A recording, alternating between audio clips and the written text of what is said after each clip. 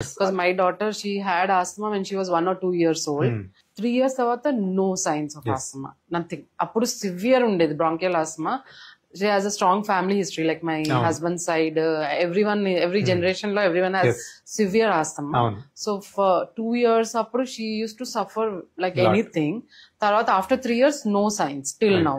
Appudu we use medicines and now no respiratory related illness. Scientific గా remission అంటాం, asthma remission అంటాం. అంటే asthma అనేది రెమిషన్ లోకి వెళ్ళిపోయింది, అంటే ఒక స్టాండ్ స్టిల్ లోకి వెళ్ళిపోయింది.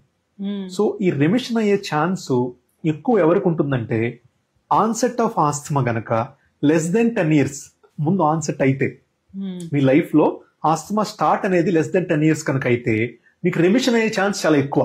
ఎవరికైతే ఆస్తమా మోర్ దెన్ 10-15 years తర్వాత స్టార్ట్ అవుతుందో అది రెమిషన్, అంటే మొత్తం టోటల్ 0 అయ్యే ఛాన్స్ తక్కువ.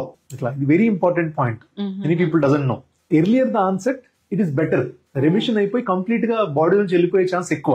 అండ్ ఇంకోటి అసలు ఈ ఆస్తమా క్యూర్ అనేది లేదండి, వెరీ ఇంపార్టెంట్ అండి.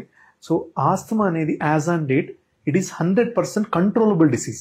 సో ఈ డేట్ కి 100% క్యూర్ లేదు. You can't remove asthma from the body.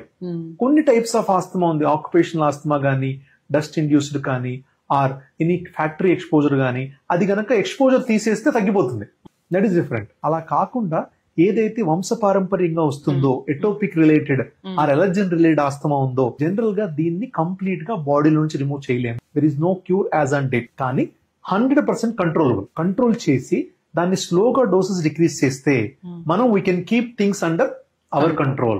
లో లెవెల్ ఇన్హేలర్ దగ్గర నుంచి కూడా హై లెవెల్ బయోలాజికల్ మెడిసిన్స్ వరకు ఉన్నాయి మనకి కంట్రోల్ చేయడానికి, ఇంజెక్షన్స్ వరకు ఉన్నాయి. సో అవి యూజ్ చేసుకుంటే మనం we can keep things under 100% control. They can lead a normal life. yes. Hypothyroid, diabetes వాళ్ళు రెగ్యులర్ మెడికేషన్స్ తోని how they are leading their life. కాబట్టి దాన్ని ఏ ప్రాబ్లం లేకుండా నార్మల్ పర్సన్ ఎంత ఫుల్ పొటెన్షియల్ తో వర్క్ చేయగలరో, ఎంత ఫుల్ పొటెన్షియల్ తో డైలీ యాక్టివిటీ లీడ్ చేయగలరో, అదే పొటెన్షియల్ తో బ్రాంకియల్ ఆస్తమా పేషెంట్స్ కూడా అన్ని ఆస్పెక్ట్స్ లో ఈక్వల్ గా లైఫ్ లీడ్ చేయగలరు. But proper diagnosis, early diagnosis, prompt treatment and apt follow ups, all 4 are important. అలా ఉన్నప్పుడు నోబడీ కెన్ స్టాప్.